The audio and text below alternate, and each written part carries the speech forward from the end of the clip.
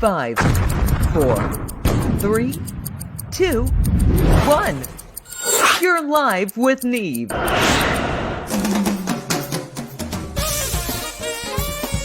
This is Live with NeVE. Iconic musicians, comedy, and God knows what else. Hold on!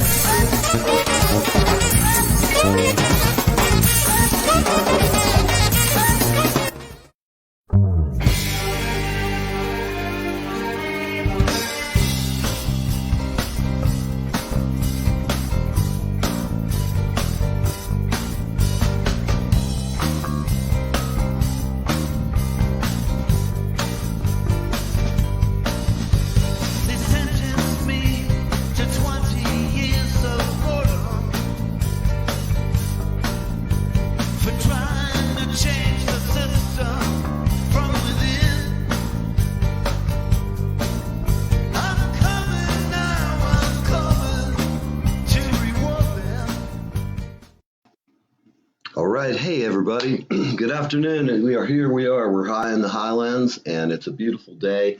It's a little bit cold, my friends in Los Angeles tell me, in Florida. However, today's show is going to be a little different from our usual yuck it up, although we will yuck it up.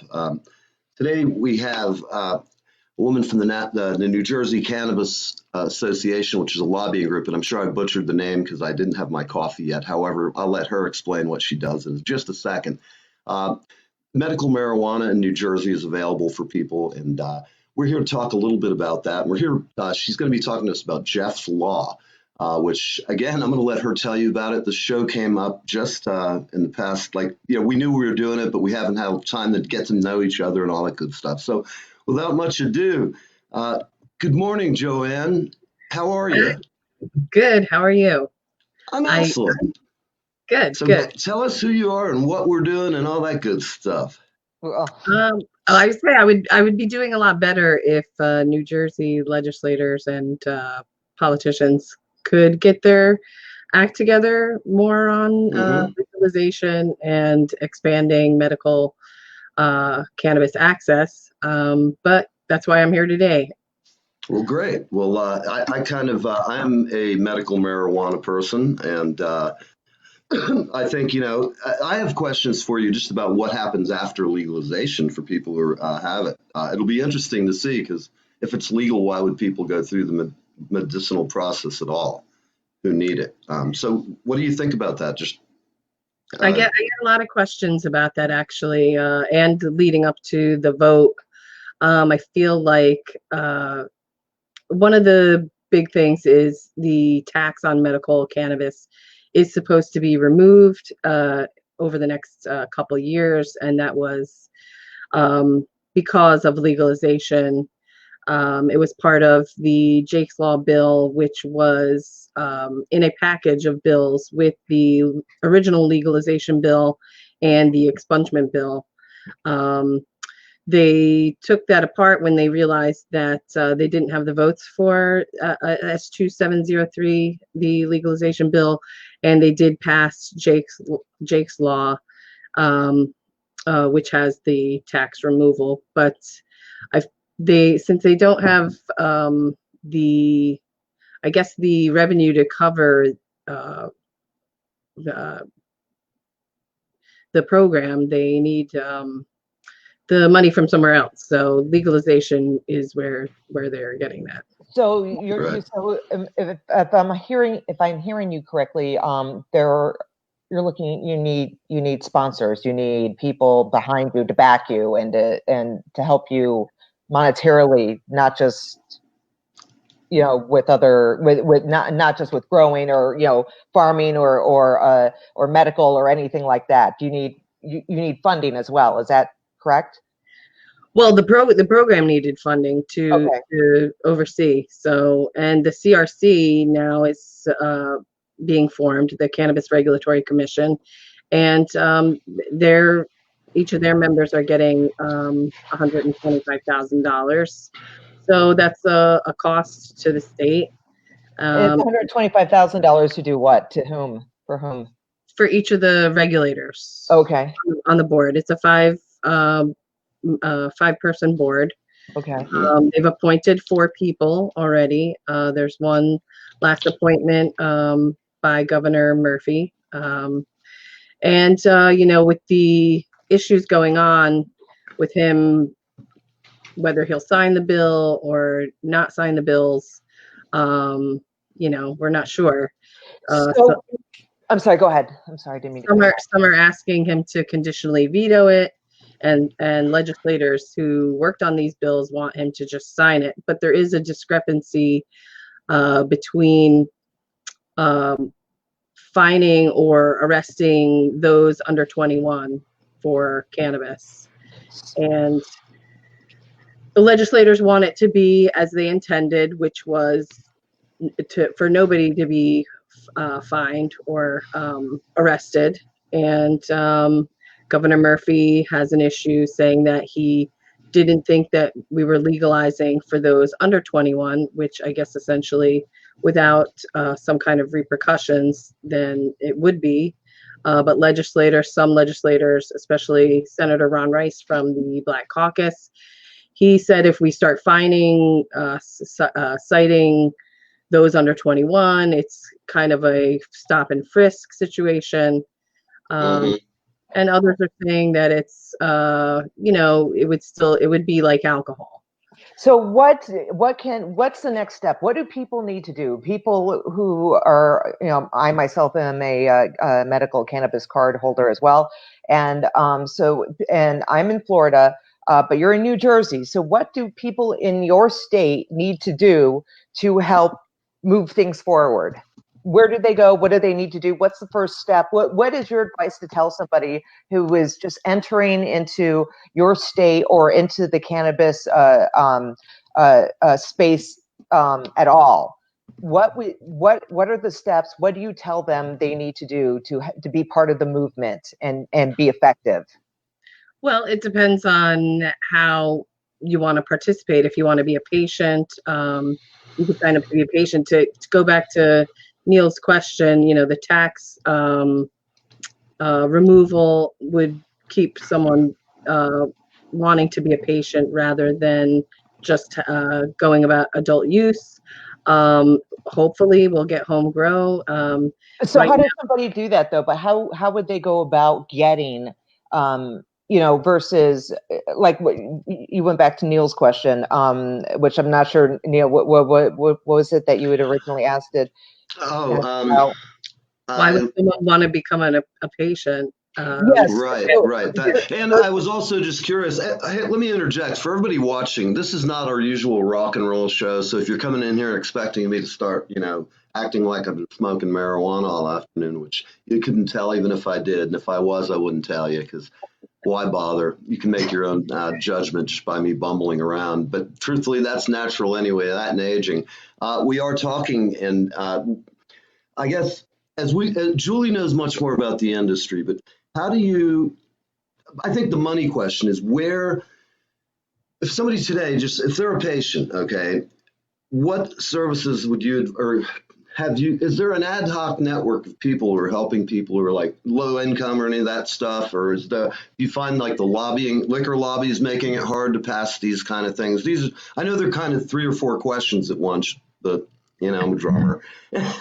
Well, I'm part of the Coalition for Medical Marijuana of New Jersey. It's a 501c3 nonprofit organization, educational organization. It was founded in 2003 by my colleagues Ken Walsky and Jim Miller, longtime advocates for medical cannabis. And, we supported the ballot initiative to be passed.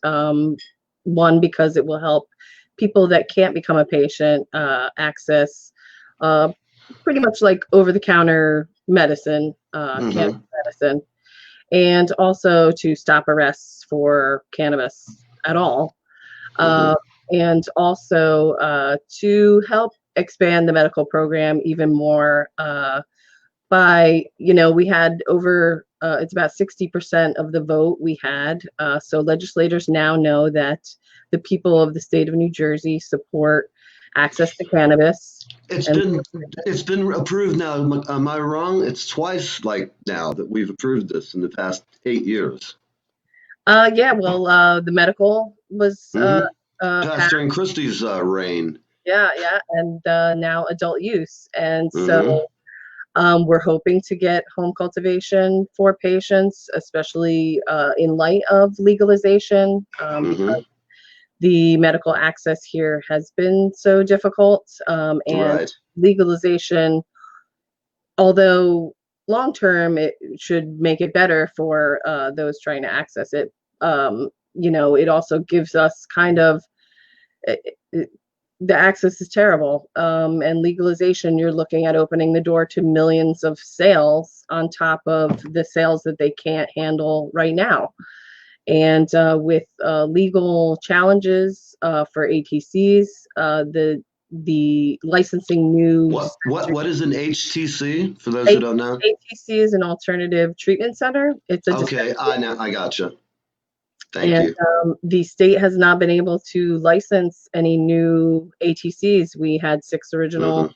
Mm-hmm. They licensed 6 more. That was tied up in some litigation, but that has been resolved last month. And Mm-hmm. now we're looking at the litigation for the rounds of 2019. So, legislators didn't take that. I don't think they take that into account. And I don't Mm-hmm. see that getting any better with legalization. So, I testified last month to the Senate that they can't leave this to chance. They can't leave this, the people's medicine to chance by Right. saying we can't allow them to grow, and yet we're going to have this robust certification process for medical dispensaries to sell, to be certified to sell for adult use. Right. We're right next to New York City. We're right next to Philly, and we have 9 million people and 10 million people in the city. So you're talking millions of people that they want to be able to sell to in a year from now, and they can't even supply the medical patients. Right. Why Well, can't they do that? Why can't they supply the medical patients? Because we only have 12 dispensaries, 12 ATCs. Okay, And so how many do you need in your state? how many do we need? We would need a lot, and we also have a micro license. Well, what's a lot? Like hundreds or 2 I would dozen? say, 2 million people voted yes. So I don't Yes, for know. adult use Yes, or use, yes, recreation? Okay, for adult rec yeah. use. Okay. And how many do you need to get on the ballot? Or did you get on the ballot? The ballot's already passed. Okay, the ballot's already passed. Okay, cool. Okay, good. So then the next step is to Well, the legislature created the bills to enable the ballot, the language in the amendment, and that was kind of a rough road. The senator who was handling these bills, who's been a pro-cannabis legislator he helped get the medical bill in 2008, 2009. who is this, please? Senator Nicholas Scutari. Okay. And he put up the legalization bill for the last 10 years, I'd say. And him and the Senate president, they've been kind of pushing the ballot. That's kind of their thing. And when it came time to do the legislation, they did not release any of the details of what the legalization would look like. It was just the amendment language, which the amendment language legalizes adult use cannabis 21 and older, and for dispensaries to grow and sell it. It does not include medical cannabis, and it does not include marijuana, which is considered unregulated cannabis. So in New Jersey, the only legal cannabis is cannabis that is sold from a dispensary. Right. Okay. And that's, pretty much the way it is, I think, everywhere, isn't it? That's the way it is here in Florida. I think so. I don't know. In California and Oregon, it's different. I know in Oregon, they allow you to have people who are on the medical program get to grow 8 plants, which I think that kind of makes sense anywhere. I think and that's, from a, yeah. but go ahead. I'm sorry, I didn't mean to interject. No, No, that's you're perfect. That's exactly what I was looking for. So I was glad. Okay. But we have to go to a break anyways, so let's Yes. go ahead and do that. And All right. we will be right back.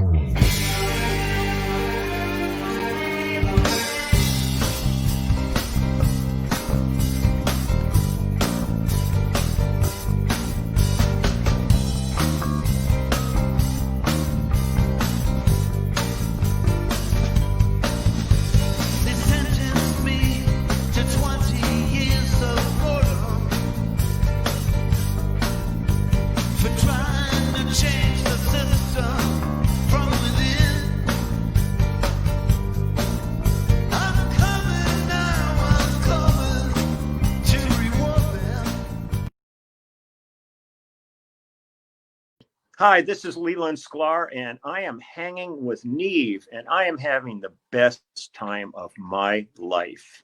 Live with NeVE Fridays on the East Coast from 10 a.m. to 11 a.m. Hi, everybody. We're here high in the Highlands. We're glad to see everyone at this. If you're here and you're a regular, guest or fan of the show, we're not really yucking it up too much because we're talking very seriously about the various bills. And for those of you who are watching, it's kind of an inside baseball thing because a lot of you, I think Julie's had some excellent questions about. I know some of you out there may be saying, "Well, what can I do? How can I get into this?" One thing you can do right away is just sign up for the Coalition for Medical Marijuana's various resources. They're a lobbying group and they're working for a lot of you. And Julie, my answer to that question would be, let's hope people just go get out their wallet and go, I'm going to slash my card for these guys and help them advocate for me. And so now we're going to bring back Joanne Zito. And I just think it's obvious. At any rate, where is she? Right here. There she is. All right. So tell me, what's the best thing just the average person on the street could do right now? Is it a combination of ragging on the legislators and spending money? Because that's always, I think, my response. Well, so where we're at now with the bills, the legislature passed the bills and we're waiting for the governor to sign it, but the governor doesn't want to sign it because of this discrepancy with what to do with underage users, those caught with cannabis underage. So our legalization is in the balance. While we're waiting for that, I've been advocating for home cultivation access for patients for the last 3 years. And how long have you been fighting for the marijuana initiatives over the years? I've been with the coalition for about 5 years, and I worked kind of a couple years before that in meeting them and kind of going full force with it. But as far as I mean, that's really what we're advocating for now. They're about to pass. Hopefully, the governor will sign the bills, or they'll finally pass these laws, and people will stop getting arrested. Because even though we have a constitutional amendment that says cannabis is legal, people are still getting arrested. So what do we do to stop that? What do people have to do to make that stop? Well, people are asking now for the governor to either conditionally veto the bills so that they can figure out what to do, or to sign the bills into law. So how are you doing that? Are you guys marching? Do you have connections in the capital, or? We were, the inauguration, Trenton had a big kind of buildup of security around the State House. Our State House is being renovated right now, so our governor, his office is down the street. And he's, with COVID, he hasn't really been there anyway. So really, as far as advocating for we're really waiting to see what he's going to do. It's kind of, our legislators have been very diverse on this issue, so just trying to get them to do the will of the people is really what we're trying to do. I've just been always pushing for home grow for patients because it's always been needed and it's not going to go away. And right now, as far as how anybody can help with that, yes, CMMNJ, we're trying to work with other groups right now to kind of get this, get legislation to the legislators so that what is the other group, if I may ask? Oh, it's various groups. We're just trying to gain support for, but right now we're looking to have legislation created for what's called Jeff's Law. It's kind of a campaign we're working on for Jeff Oakes, who was a medical cannabis patient in the state of New Jersey. He died November 7th. He was an advocate for years, going to towns, trying to get them to accept alternative treatment centers, dispensaries, so that, because we have no delivery here, and we only have a limited amount of ATCs for so many million of people. You know, our medical expansion, the conditions, and the number of patients was not really relative to our population. That was a lot was due to how Governor Christie rolled out our medical program. So Murphy inherited that. His first act as governor was to expand the medical program, and the Coalition for Medical Marijuana actually got PTSD as a qualifying condition in 2016, which doubled the number of patients. But still, the access is not good. And so Jeff, you know, he waited. I think he held on long enough to see that the amendment had passed, and also he was hoping for a new president, which happened. So I think he felt safe leaving his family, and he passed on. But he was a huge advocate for access to medical cannabis and ending the stigma of medical marijuana use. So we've kind of named this bill. We want a bill named after him for this access, and so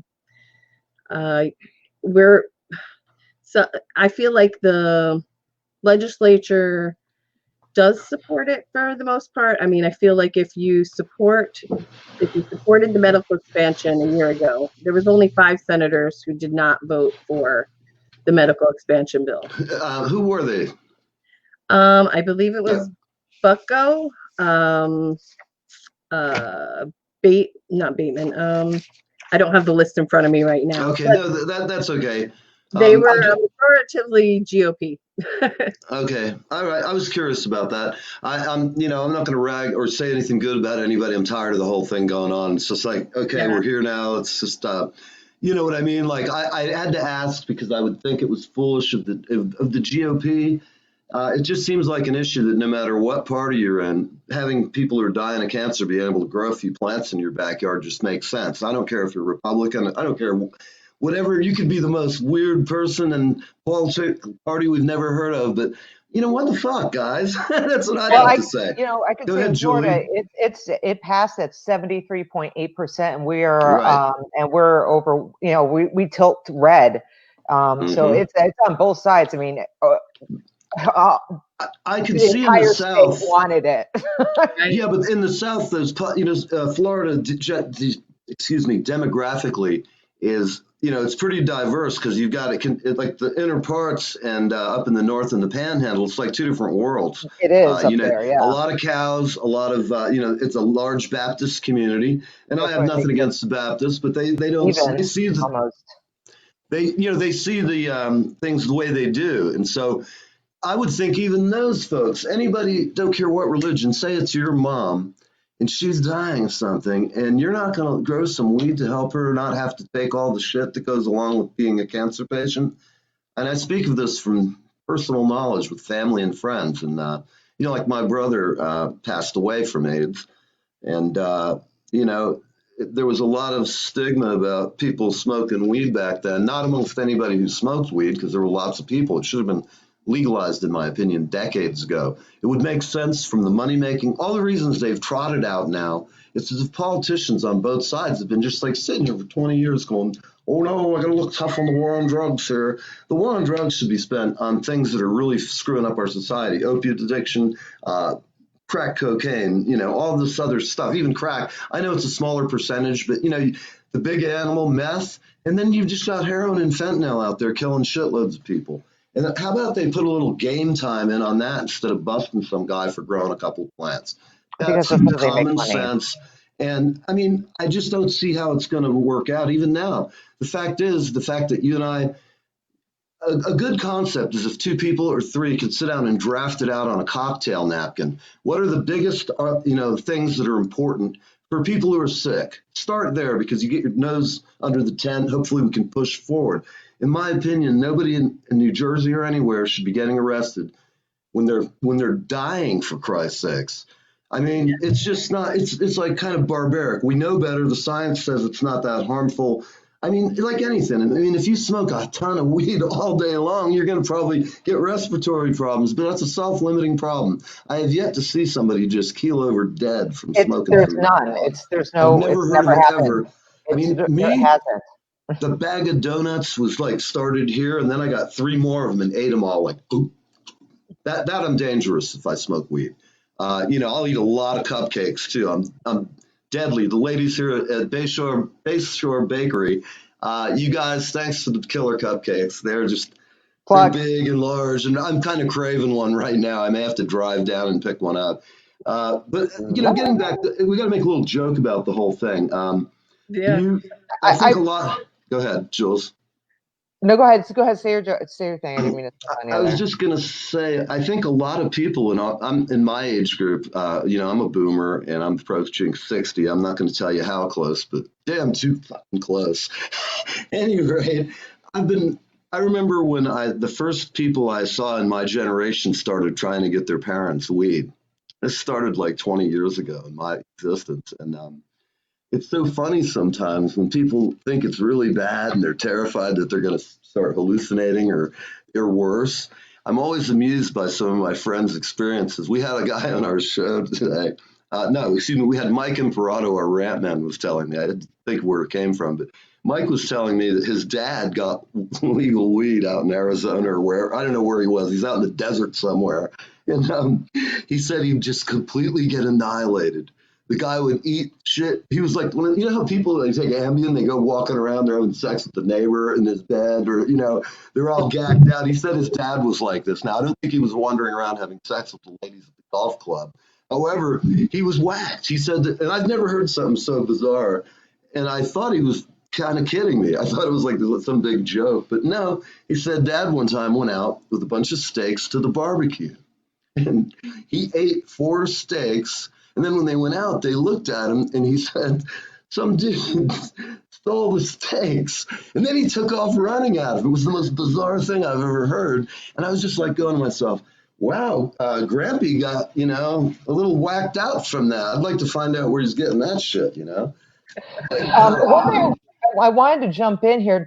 Toby brought it up. Toby, thank you, Toby, because this is something that I know works here in Florida, and I do have some connections with veterans groups, and those veterans groups may be a way to help if you haven't already tried it. That avenue, that may be an avenue that can help you get there, because that was part of what helped us in Florida, where our veteran support and focusing on them and seniors as well, and that kind of really helped things along. So do you have an avenue like that where people can go and use? Well, we actually, on this campaign for Jeff's Law, there were 2 advocates who were able to get a senator to issue a letter to the chair of the Senate Health Committee, Senator Vitale, to say that patients need this access. One of the advocates is an advocate for homeless veterans and wants them to be able to get like a co-op license to grow for other veterans or other homeless people. So how could they do that? Well, in my advocacy, I met with the Department of Health medical marijuana program commissioner, Jeff Brown. I met with him a few times over the last few years. Okay. He did say that the provisions for the micro licenses could be used for co-ops, like something like a co-op, but that the fees, the restrictions, some of the restrictions would have to be kind of worked out by the CRC to allow for a group like that. So we haven't, I kind of, when that had happened, I stopped pushing for co-ops, really, because I know that, you know, they were looking for that as a kind of substitute for home cultivation. And I said that the way that it's written, it would not create the savings that we're looking for patients.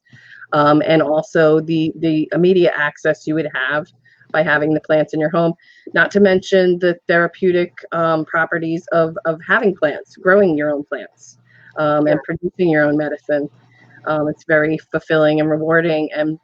And you know, I believe that there's something almost spiritual or you know, symbiotic between plants and humans, and having that relationship, and it to be legal to where you're not stressed out. I mean, because stress obviously creates medical conditions. Yeah. So, you know, we had a senator send a letter. We've been trying to get a meeting with the Senate chair of the health committee. But with COVID, it's been difficult. And I know a lot of these legislators try to play the waiting game to see what's going to happen with these legalization bills, like Senator Scutari last year in March when the topic came up. You know, COVID, patients are waiting in lines outside for hours in all kinds of all kinds of weather conditions. And it's like, to believe that this is the reality of how they treat sick people. And, you know, it's part of it is the stigma where the Senate president believes that passing Jake's Law was a de facto legalization where anybody that had a headache could get a card and go. But, you know, the reality is there are. Here, hold that thought. We got to go pay some more bills. And Bill, we'll be right back, okay? So don't go anywhere. All right, we're off. Great. Thanks for watching. We'll see you next week, live with NeVE. For bonus content, extras, and all sorts of cool goodies, become a patron. Go to Patreon, live with NeVE. Good evening, everyone. I'm here. You're not, but maybe you are. Thank you. Live with NeVE, coming right up. And I'm here too. Hi, everybody. See you next time. Okay, back to me. Hi, everybody. I'm Jerry Murata. Coming this fall, the Live with NeVE show, featuring the one, the only, the inimitable, Jerry Murata. We keep that for the blooper reel. Try it one more time. Here we are. No, that's I didn't. That wasn't a mistake. All right. Hi, everybody. I'm Rick Moranis. Live with NeVE, Fridays on the East Coast from 10 a.m. to 11 a.m. And we're back here. Hello. So anyway, so thanks, Joanne. So we held Joanne over. Joanne is with the New Jersey Coalition for Cannabis Coalition. And we were talking about what people can do and to be a proponent and to learn more and to be educated. So please continue, Joanne. I'm sorry we had to go to our break here. Sure, yeah. I was just going to say, in reality, many patients have really debilitating conditions. And, you know, it's some don't have caregivers to go out and wait in these lines, or you know, some of the dispensaries you can't make an appointment for a month. I mean, it's really dismal. The access is really dismal, and it's not only that. Once you get into an ATC, patients are limited on what they can buy. The products that the ATCs have were very limited. It's really flower and carts and, you know, strains that patients use A lot of patients prefer high CBD strains, and legalization will promote high THC strains. So we're afraid that the ATCs will start, or dispensaries would stop carrying strains that patients need. They've already done that in many cases, which also, is also a big part of the home grow movement. But, Sure. we advocate for caregiver growers as part of Jeff's Law. But with Jake's Law, Jeff, who was stage 4 cancer, Jake's Law allowed for terminal patients to get an unlimited recommendation of cannabis. And in the scheme of things today, to obtain that would be impossible. One, for the amount of cannabis that's available. They're quarter-ounce limits on strains when you go to the ATCs right now, and that's because of lack of product. Right. I've seen that. How is that in Florida, Julie? Do you have, is access good, or how is it? Is it like that there? Access is like pretty easy. and I don't want to say easy. There's still the process. You have to go to a doctor, be qualified. And then, I have colleagues, I have a colleague who owns a business, and her business is a one-stop shop. And so we're finding some of those people they have a doctor in-house and everything. So they do everything for you right there. So you go on the registry, you register, you pay everything you need to pay right there, and you're done. And you just have to wait to get your email.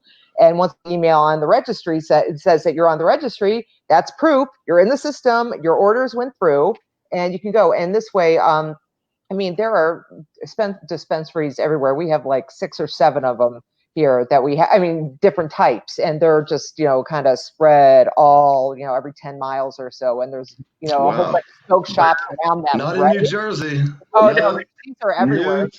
I could tell there are some closer to me that deliver, and then there are the same ones that I can drive the order online and drive down, pick up while I'm running my errands.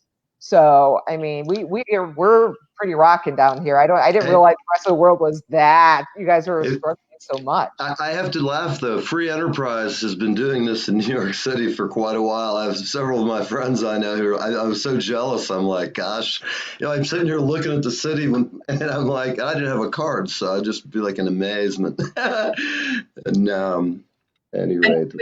When you get into an ATC, are you limited on what you can buy? No, sorry, Neil. Was that from I didn't know.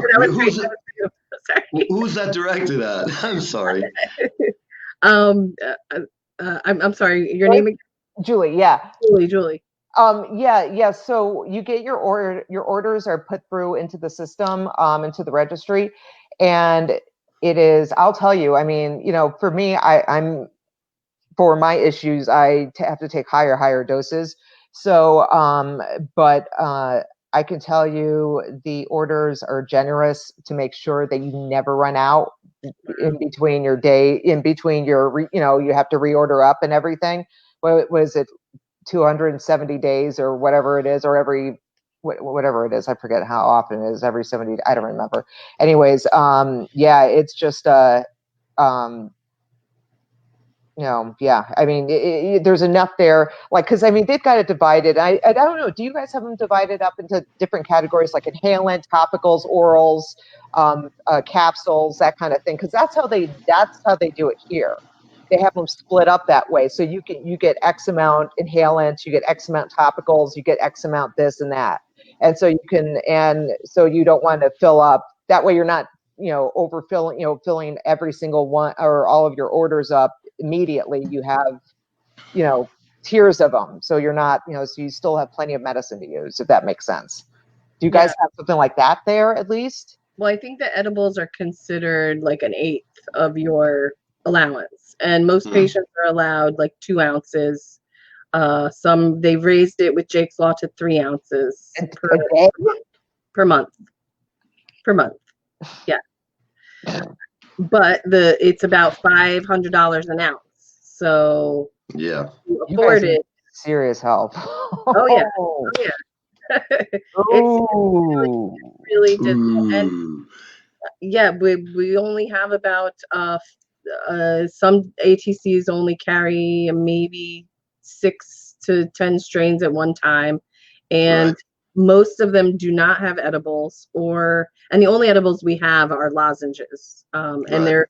they're capped at, I believe, 5 milligrams THC or 10 milligrams THC. yeah, we have I 10 know down people here. could eat a bucket of them at Right. one time. It's 100 milligrams. Yeah, I do. And Yeah. Cancer patient, you know, right. I Right. mean, I Yeah. think the tinctures are not available in Florida. Are they, Julie? Do you have Yeah, that you where get you? tinctures. I started with the tinctures. They just weren't enough for me. That's why I went to Mhm. concentrates and flour and stuck strictly with that. And some of the patches. Some dispensaries have patches that work really well, and others that just don't. So, you know, it's all an experimentation. I'm sure it's the same thing with you guys. It's like every dispensary has their own product, which is similar to another dispensary's product, but not the same one, right? You know, so you got to try them because they all have differences in them. Because the extraction method may be different between Right. dispensaries. Sure, different solvent, whatever. Everything, yeah. So that's where we are. But we have far more choices. Oh my gosh, we got to get you guys some help up there. Yeah, definitely. And the other thing too is I don't we have pretty much vape carts, flower, and some edibles and some topicals, and not every dispensary has them. And when a new dispensary comes on board, since they don't have the plants grown yet, most of them all source from the biggest ATC, which is Curaleaf. And, you know, a lot of people have issues with their products. In fact, there was just a news report that came out this week that a patient had received moldy product from them. And they're basically the state provider. They're basically the provider for all of the new ATCs that are going to come on board. And the way that our legalization bill is written is a lot of these micro licenses will just be selling the products from the larger growers. Mhm. So, you know, there's a lot of issues with that. And really, you know, I've mostly been focused on home cultivation. I'm Mhm. not a patient, but everybody else on the board of the coalition is a patient. Mhm. You know, I listen to patient complaints every day. But for me, I have been arrested for cannabis numerous times, for growing twice, and you know, it ruined my life. I basically in 6 months, I may be homeless because of Mm. my arrest in 2012. Mm. So home cultivating, and with our legalization, it is still a felony to grow even one plant in New Jersey. So that's why Yeah. it's a huge issue for me, especially for those who are sick and need it. Like you were saying, Neil, cancer, AIDS. I mean, the opioid addiction. That's why we have the it's called Monmouth County Cares. He's an advocate, and Mhm. we've been working with him, and it's just like they call it a compassionate program, but we're not seeing much Any compassion. compassion? No, you're Okay. not. I mean, not at all. No. One final question. What do you recommend? Your favorite dispensaries? Do you have any that you think are bright spots in New Jersey that are more progressive as far as, I don't mean that in the term, I just mean that they're like have it way together compared. Like it's like going to LA or going to Amsterdam where it's just down to a science. I haven't Yeah, found that yet here. It's the only state that could screw up a golden cash cow. It could be making everybody so much money. It almost seems stupid. The It real is. reason is everybody's just, there's, you know, I got a deal here for this deal. They're just a bunch of skanks. I don't care. Both parties up there, they're always just wheeling and dealing. It's not about the people who need this stuff. I'm sorry, yeah. guys. I won't say who I vote for or don't, but some of you guys are just a pant load. I'm It's just sorry. it's ridiculous. Yeah, I mean, our pro-cannabis legislators and our prohibitionist legislators are both not good on this, on these divisions. You know, Laws I don't was apply going to to say them. there's just this illusion that they're not just a bunch of, you know, thieves up there. I mean, they do everything Right. they can. Prove me wrong. I mean, it's now to the point where they don't even pretend. They just say like, look, it's about the money, man. It's like Randy Newman's song. It's money that matters. And what can I say? But are there any things that you think are bright lights in the horizon? What would you? We're going to have to leave really in just a minute. So brief question: where do we go from here? What do you see the next thing that you think is going to be positive in all this? Well, to answer your first question, the most Yes. popular ATC in New Jersey is Breakwater. It's why their line is so long, but patients swear by their products. That's and what I've heard. it's the only place they'll go to, and that's rough for other patients, trying to get it from there. Bright lights, the legalization passing, I feel like will help home grow for patients. I would personally love to advocate for home grow for everybody in the state so that nobody is arrested or has to deal with. I agree. It's draconian nonsense. Yeah, it's to me, it's a social justice issue. And I would think a Republican could say it's all about the money. Fine. Make it the way it should so everybody gets it, but don't forget about who needs the drugs. And the same thing with Democrats, too. Let's stop bullshitting around on this kind of stuff.